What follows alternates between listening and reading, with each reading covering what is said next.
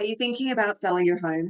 And there's just this one thing that keeps you from just starting. You look around your house and you're like, where do I even start? If you're anything like me, starting can be truly challenging with all of the other things that you have going on in your life. And sometimes just starting can be the hardest thing. So today we're going to be talking about how you can really crack the code, get started, so you can really start doing what you want and achieving the goals that you really want if you want to start moving in the right direction of your real estate goals.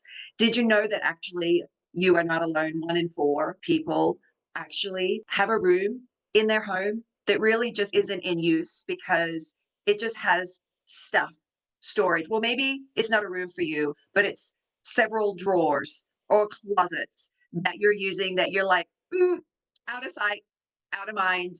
I do not even want to go in there.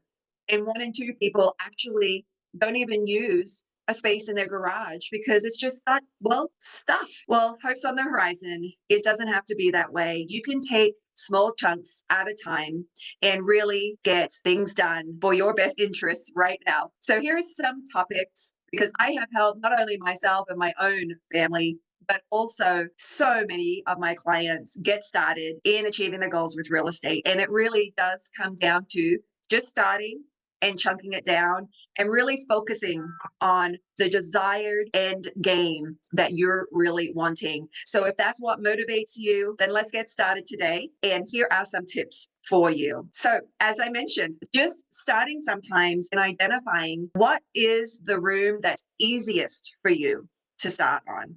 It could be as simple as in your nightly routine as you're doing dishes that you're like, I'm going to do one drawer in the kitchen after dinner or during dinner prep each night. This will start the momentum actually going, and you'll feel self gratification in the process. But for you, maybe it's not starting on the most difficult room first, it's starting on the easiest room first and getting that done and accomplish. So you can really feel good about progress that you're making. For some, it might be just tackling the pantry and getting that cleaned out or the fridge. But the key is to just start. Another useful tip that could come in handy for you while you're navigating and getting ready to mentally prepare and physically prepare your home for sale is to start on maybe making piles. You've got your donate pile, you've got your keep pile, and you've got your throwaway pile. Sometimes that throwaway pile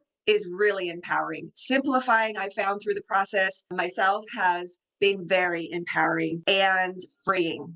I know it sounds maybe a little crazy to say it that way, but until you experience, or if you have already experienced it, you know exactly what I'm talking about. So maybe it's just you have a throwaway night and you're like, oh, don't use that. Haven't used that in a year. Oh, that's broken.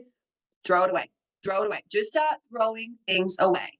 And then with your donate pile, look up your local charities. There's a lot of veterans programs that come pick up from your door in garbage bags. There's local Goodwill, Salvation Army, St. Vincent de Paul. So look what you can do to tie into local charity organizations to make the heavy lift a little lighter for you. And then there's the keep pile. So when you come down to the keep pile, you're going to want to think about what exactly you're also going to need first when you move. So maybe creating an open first box would be really helpful. And in that open first box, you're going to be putting things like the necessities. Maybe there's medications, prescriptions, maybe there's a pillow, linens, maybe there's some things for the kids that are must haves that you need to be putting in there. So, open first box is a great idea to just label, and you'll be like, oh, I definitely need that. Pop it in that box as you're going through the process. Another way to declutter, whether you are moving or not, is an area that is often left out on the sidelines is digitally decluttering. Did you know that we can spend so much time just going through the junk mails and the clutter of our digital life?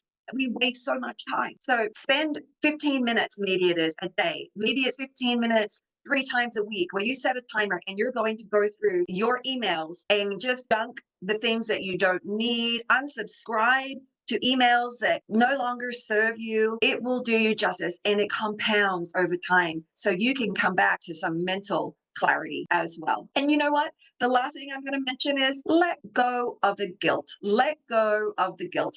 We all have so much to do in our lives. And by just doing these few things, whether you're moving or not, is really going to help you give back yourself time.